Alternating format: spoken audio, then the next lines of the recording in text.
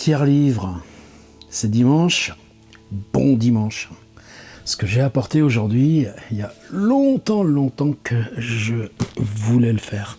Alors si je le mets ici, là, au milieu, c'est peut-être justement parce que c'est ça le prologue. C'est-à-dire, il ne s'agit pas de dire je mets cet objet intercesseur et puis moi je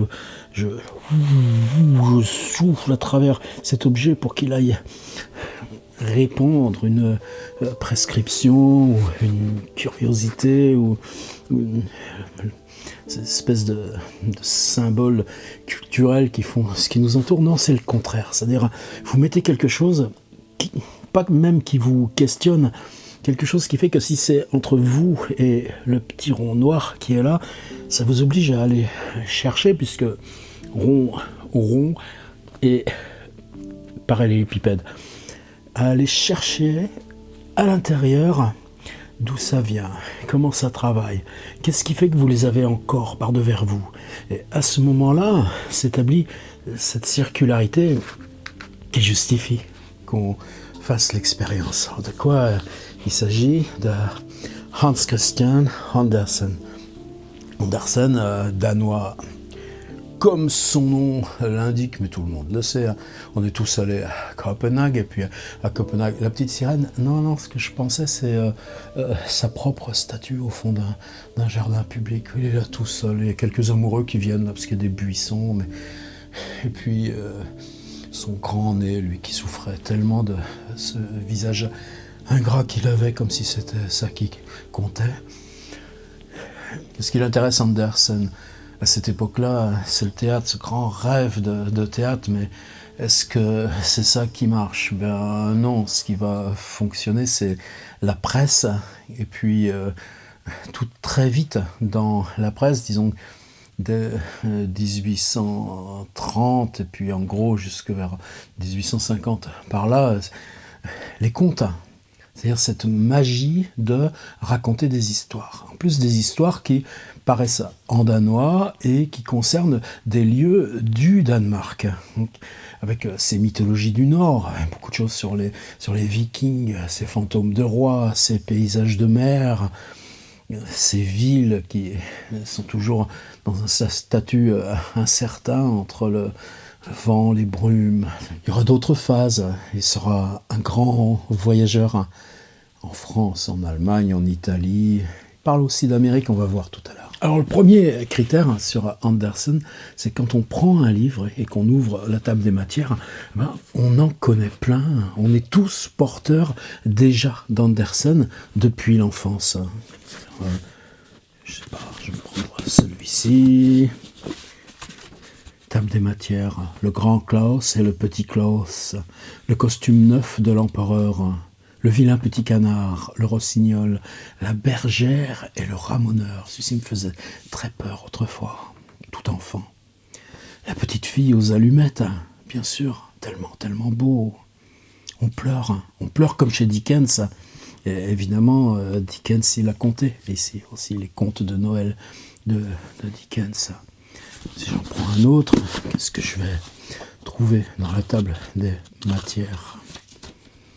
La princesse aux petits pois, la petite Ondine, les cygnes sauvages, ce grand livre de poésie urbaine qui est le conte Les Galoches du Bonheur, avec ce jeu de jour et de nuit.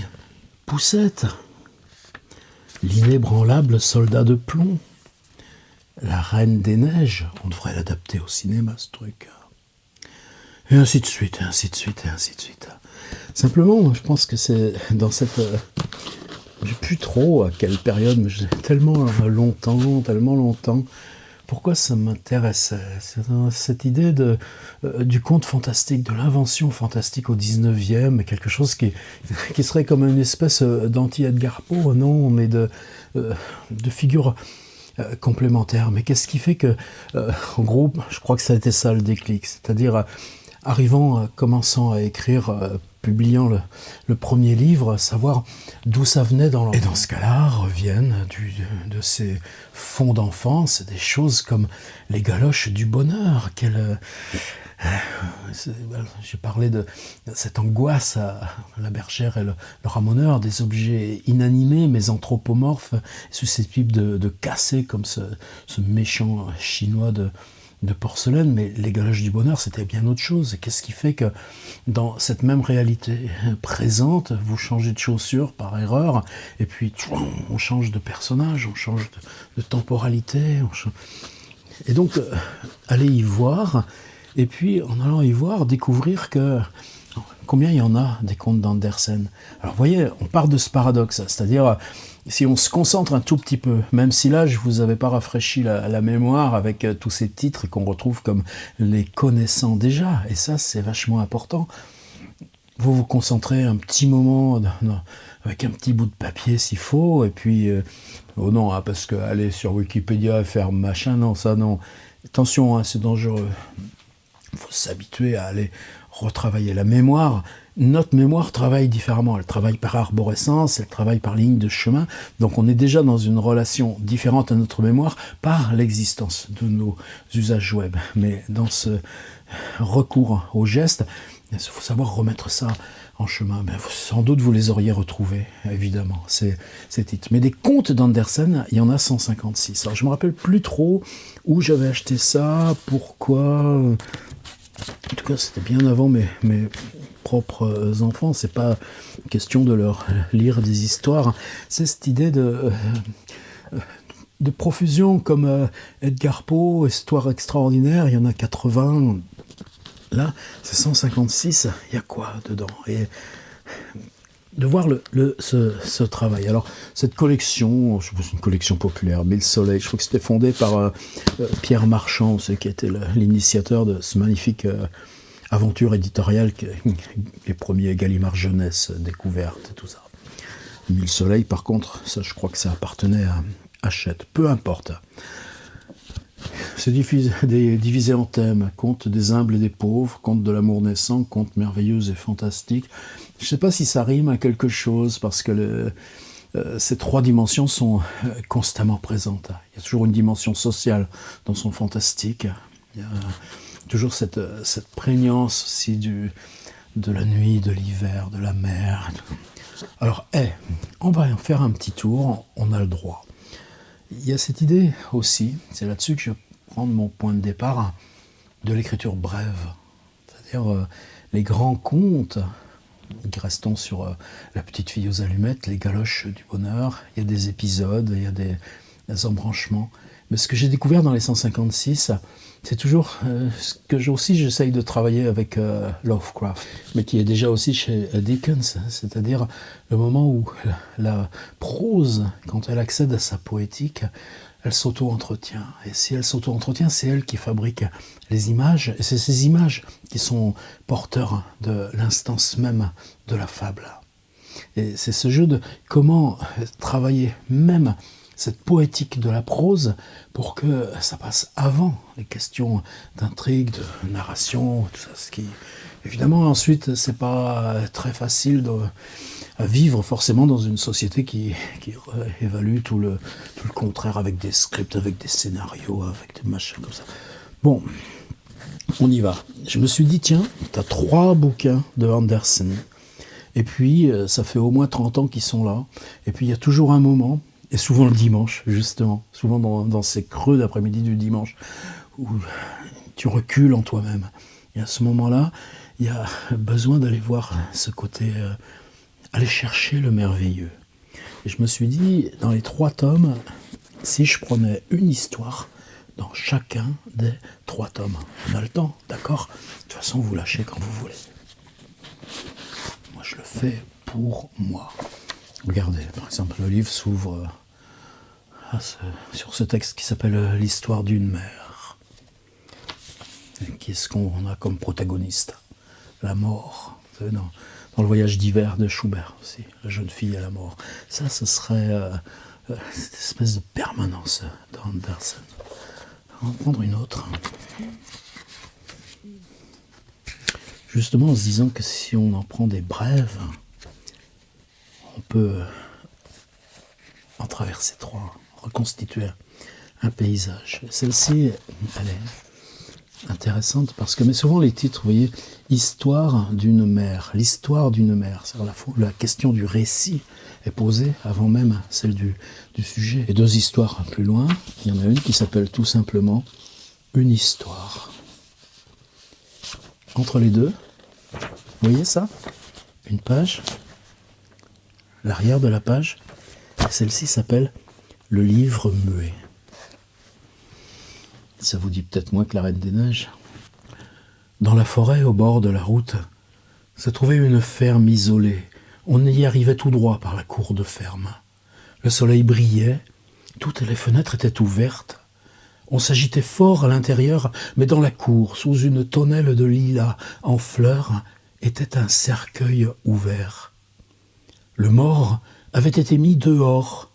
On devait l'enterrer ce matin-là. Personne ne se tenait auprès du mort avec affliction. Personne ne le pleurait. Son visage était recouvert d'un linge blanc et sous sa tête était placé un grand et gros livre dont chaque page était une feuille de papier gris, et à chaque page s'étalaient, conservées et oubliées, des fleurs fanées, tout un herbier réuni en différents endroits. Le mort voulait emporter le livre dans sa tombe. Il l'avait demandé lui-même. À chaque fleur se rattachait un chapitre de sa vie. « Qui est le mort ?» avons-nous demandé. Et la réponse fut « Le vieil étudiant d'Upsala. » Autrefois, il paraît qu'il était très fort, il savait des langues anciennes, il savait chanter et même composer des chansons à ce qu'on dit. Mais des difficultés sont survenues et il a noyé ses idées et lui-même dans l'eau de vie. Et comme sa santé a pris le même chemin, il est venu ici à la campagne où l'on payait pour son entretien.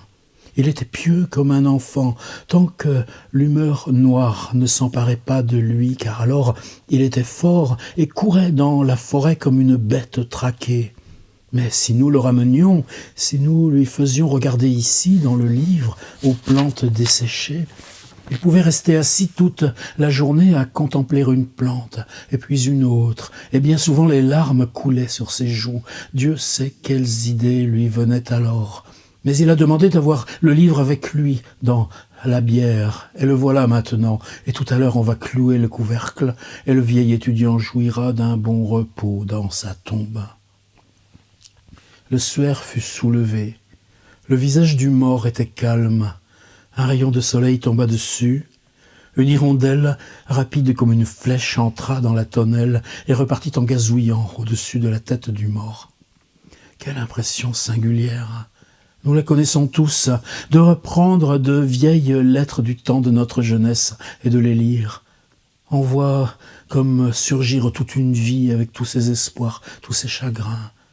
Combien de personnes avec qui nous avons vécu en ce temps-là dans l'intimité sont pour nous comme si elles étaient mortes, bien qu'elles vivent encore. Mais depuis longtemps, nous n'avions pas pensé à ceux à qui, autrefois, nous pensions devoir rester toujours attachés, avec qui nous pensions devoir partager. Cette feuille de chêne fanée dans le livre rappelle l'ami du temps de l'école, l'ami pour toute la vie. Cette feuille, il la piquait sur sa casquette d'étudiant dans la forêt verte lorsque le pacte fut conclu pour la vie entière. Où vit-il aujourd'hui? Feuille conservée, amitié oubliée. Voici une plante de serre étrangère, trop élégante pour les jardins du Nord. On dirait qu'un parfum subsiste encore dans ses feuilles. C'est elle qui avait donné la fleur, la demoiselle du noble jardin. Voici le nénuphar qu'il accueillit lui-même et arrosé de larmes salées, le nénuphar des eaux douces. Et voici une ortie, que disent ses feuilles? À quoi pensait-il en les cueillant, en les gardant? Voici du muguet de la forêt solitaire, voici du chèvrefeuille, du pot de fleurs de l'auberge, et voici le simple brin d'herbe pointue.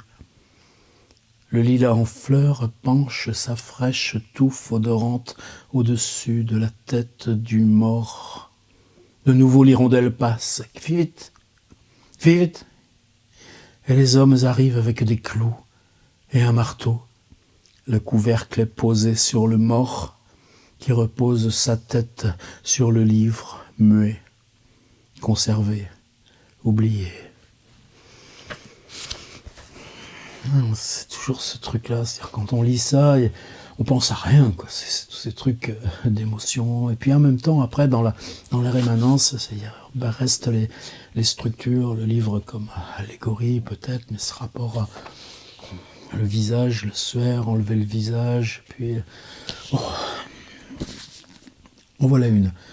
Pourquoi j'aime aussi cette langue? C'est une traduction de 1937. P.G. La Chesnais. Vous êtes d'accord qu'on continue?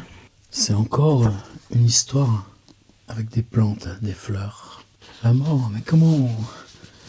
Cette question de l'enfant qui meurt, des jeunes mères qui meurent, c'est une sorte de société qui s'ébroue avec tout ça. L'enfant, il n'y a pas si longtemps qu'il a le titre d'individu et... Aller chercher dans Balzac des enfants. Il y en a? Ah, oui, évidemment, on va en trouver de passages, mais là, c'est l'enfant qui est au centre, quoi. L'ange. Je vous annonce la couleur. Une page, 2 pages, et un tout petit début de l'autre. On n'est pas beaucoup plus long. C'est une histoire.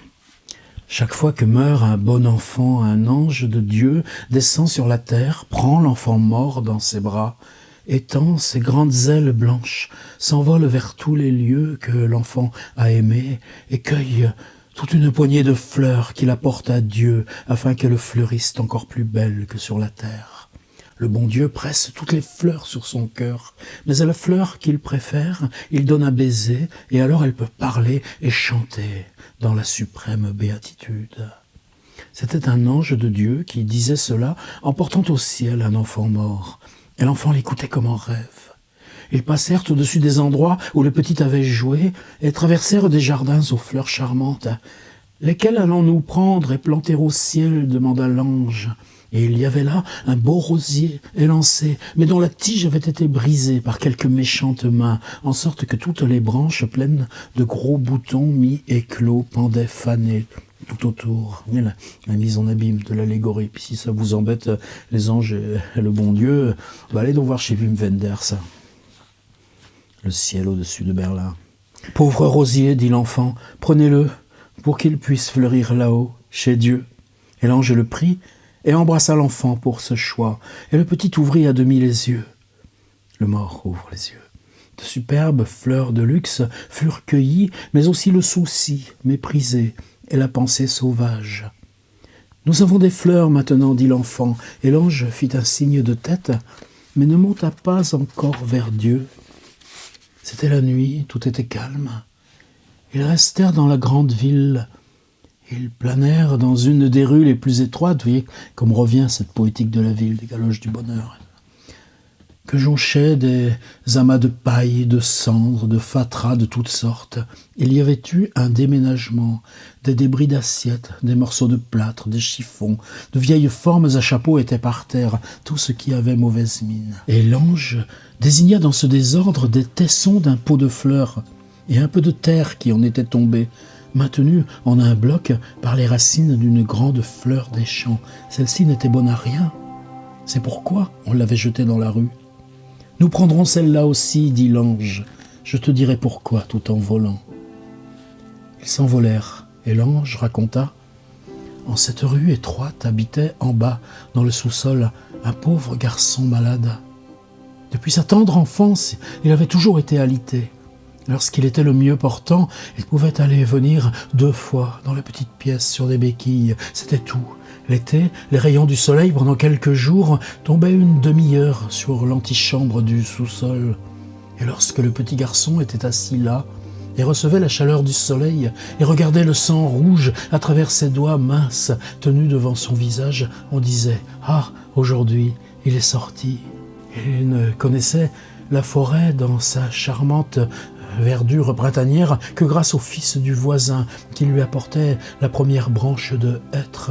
et il la tenait au-dessus de sa tête et rêvait qu'il était avec tous les êtres où le soleil brillait et les oiseaux chantaient. Un jour de printemps, le garçon du voisin lui apporta aussi des fleurs des champs dont l'une, par hasard, avait sa racine. Aussi fut-elle mise en pot et placée à la fenêtre tout près du lit. Et la fleur fut plantée d'une main heureuse. Elle poussa, eut des rejetons et donna des fleurs chaque année. Elle fut le jardin délicieux du garçon malade, son petit trésor sur cette terre. Il l'arrosa, la soigna et eut soin qu'elle reçût les rayons du soleil jusqu'au dernier qui descendait jusqu'à la fenêtre basse. Et la fleur poussa dans ses rêves, car c'était pour lui qu'elle fleurissait, qu'elle répandait son parfum et réjouissait la vue. Il y a 1 an maintenant qu'il est auprès de Dieu. Depuis 1 an, la fleur a été oubliée à la fenêtre et s'est fanée. Et c'est pourquoi, en déménageant, on l'a jetée à la rue avec les balayures. Et cette pauvre fleur fanée, nous l'avons ajoutée au bouquet, parce qu'elle a causé plus de joie que la plus splendide fleur dans le jardin d'une reine. « Mais comment sais-tu tout cela ?» demanda l'enfant que l'ange portait au ciel. « Je le sais, dit l'ange. J'étais moi-même le petit garçon malade qui marchait avec des béquilles. Je connais bien ma fleur. » Et l'enfant ouvrit de grands yeux et contempla le visage heureux et charmant de l'ange, et au même moment, ils furent dans le ciel de Dieu où tout est joie et béatitude, et Dieu serra l'enfant mort sur son cœur, et alors l'enfant eut des ailes comme l'autre ange, et s'envola en lui donnant la main, et Dieu pressa les fleurs sur son cœur, mais il donna un baiser à la pauvre fleur des champs fanés, qui put parler et chanter avec tous les anges volants autour de Dieu. Les uns tout près de lui, les autres en grand cercle, de plus en plus éloignés, jusqu'à l'infini, mais tous également heureux, et tous chantèrent, grands et petits, le bon enfant béni et la pauvre fleur des champs qui avait été jetée, fanée, avec les balayures, parmi les fatras du déménagement, dans la sombre rue étroite. Et donc, comme promis, un troisième qui n'a rien à voir, parce qu'on va se retrouver, vous allez voir, dans une sorte d'Uchronie, avec des éléments très techniques. Andersen a-t-il connu les avions? Certainement pas. Il a connu le train. La question de la technique est forcément présente, même si vous faites toute une histoire avec 3 allumettes et une vieille paire de galoches. Regardez ces titres. La dernière perle, sous le saule, à l'extrémité de la mer, le dernier rêve du vieux chêne. Ce que racontait la vieille Jeanne, le grand serpent de mer. Et alors, celle que je cherche, où elle est? Ah ben, elle n'est pas dans ce livre-là. J'ai réussi à inverser. Tiens, ça doit être celui-ci. On reconnaît les grandes œuvres à ce que les textes fuient toujours la recherche qu'on en fait. Là, il y a quoi comme titre? La petite fille qui marcha sur le pain, la pierre philosophale, le scarabée stercoraire, les 5 d'une cosse de pois, chaque chose à sa place. Et puis la petite fille aux allumettes, la bergère et le ramoneur. Et là, je vois dans des milliers d'années. Et là, toujours j'annonce la couleur. On a une page avec le titre, elle est courte, et une page bien remplie, mais ça finit là. Et ça vaut le coup d'y aller y voir, vous allez voir. Oui. Tiens, commencer un texte par oui.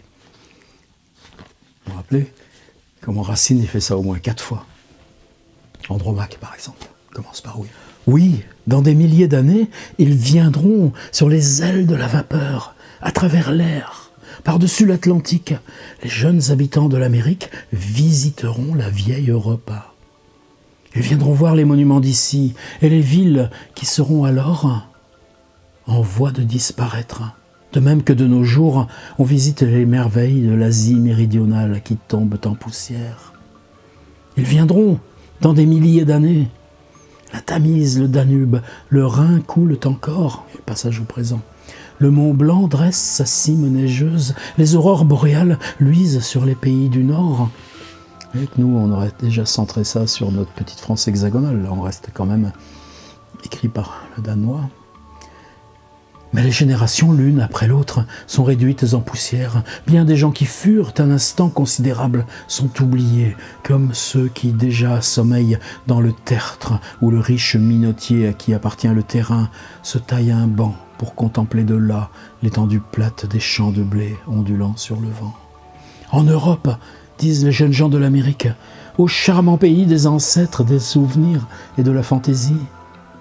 L'aéronef arrive. Il est plein de voyageurs, car la vitesse est plus grande qu'en mer. Le câble électromagnétique au fond de l'Atlantique a déjà télégraphié l'importance de la caravane aérienne. Déjà, on aperçoit l'Europe. Ce sont les côtes de l'Irlande que l'on voit, mais les passagers dorment encore. On ne les réveillera que lorsqu'ils seront au-dessus de l'Angleterre. Là, ils foulent le sol de l'Europe dans le pays de Shakespeare. Comme disent les intellectuels, le pays de la politique, le pays des machines, disent d'autres. Là, le séjour est de toute une journée. Ces gens pressés ont tout ce temps à donner à la grande Angleterre et à l'Écosse. On passe en France par le canal sous la Manche, le pays de Charlemagne et de Napoléon. Molière est nommé. Les savants parlent d'une école classique et romantique dans l'Antiquité lointaine où l'on s'exalte au sujet de héros, de poètes, de savants que notre époque ne connaît pas, mais qui seront nés dans Paris, le cratère de l'Europe. Le vapeur aérien vole au-dessus du pays d'où est parti Colombe, où Cortés est né, où Calderon a composé des drames aux vers ondoyants. Des femmes exquises aux yeux noirs habitent encore les vallées fleuries, et dans les chants très anciens on parle du Cid et de l'Alhambra. À travers l'air, au-dessus de la mer, on va en Italie où était la vieille Rome éternelle qui n'existe plus. La campagne romaine est un désert. De Saint-Pierre, on montre un reste de mur isolé, mais on doute qu'il soit authentique. On va en Grèce pour dormir une nuit dans le somptueux hôtel du sommet de l'Olympe, pour dire qu'on y a été. La course mène au Bosphore, afin de s'y reposer quelques heures et voir l'endroit où a été Byzance. De pauvres pêcheurs tendent leurs filets au lieu où la légende dit qu'étaient les jardins du harem au temps des Turcs. On vole au-dessus des restes de grandes villes, situées sur le large Danube, villes que notre époque n'a pas connues, riches de souvenirs, nées au cours des temps, et çà et là, la caravane de l'air descend et remonte de nouveau. Au-dessous d'elle s'étend l'Allemagne, autrefois couverte d'un filet serré de chemins de fer et de canaux, le pays où Luther a parlé, où Goethe a chanté, où Mozart, en son temps, a tenu le sceptre de la musique. De grands noms ont brillé dans la science et l'art, des noms que nous ne connaissons pas. Une journée pour l'Allemagne et une journée pour le Nord, la patrie d'Ørsted et la patrie de Linné, et la Norvège, pays des vieux héros et des jeunes Norvégiens. L'Islande est prise en passant. Au retour, les geysers n'y bouillent plus, l'éclat est éteint. Mais dans la mer mugissante, la dure île rocheuse demeure, table de pierre, de la saga. Il y a beaucoup à voir en Europe, dit le jeune Américain. Nous l'avons vu en 8 jours, et ça peut se faire. Comme le grand voyageur, il cite le nom d'un de ses contemporains qu'il a montré dans un célèbre ouvrage, L'Europe en 8 jours. Et nous, on a fait Hans Christian Andersen en 3 contes sur 156. Vous ne pouvez pas savoir le bonheur que j'ai à ces moments, sans savoir du tout ce que ce sera dimanche prochain. Mais justement, c'est pour ça que tout va bien.